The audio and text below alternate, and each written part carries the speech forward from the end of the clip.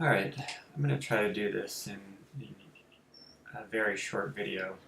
So what I want to show you is I've been playing around with a lot of very simple, flat data visualization projects, and the idea is that these visualizations go up on little tablets that are around our house, and they help us. They're sort of ambient information. They help you keep track of things that you're trying to change or improve or just somehow stay on top of.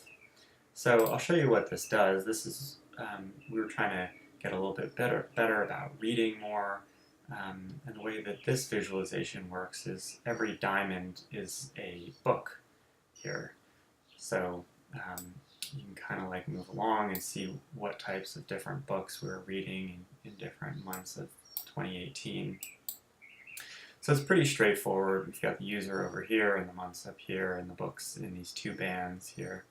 But what I wanted to do is kind of step through, or just show you a little bit about how this project is set up.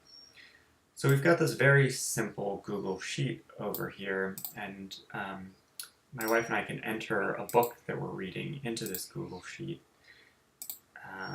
So along this column, and then it's got a little bit of other information here. But this info is piped straight into this project. So if we add a book title here, let's say how to change your life, or something, and then we update all books, we should see how to change your life right there. Okay, so the other thing I want to show you is there's a little window that allows me to connect to the Google Sheet.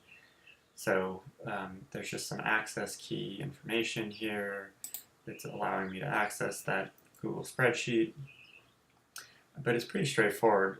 It just grabs like the title of the book and then puts that into a little diamond over here.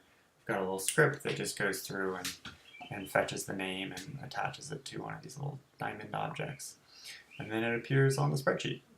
And that's that.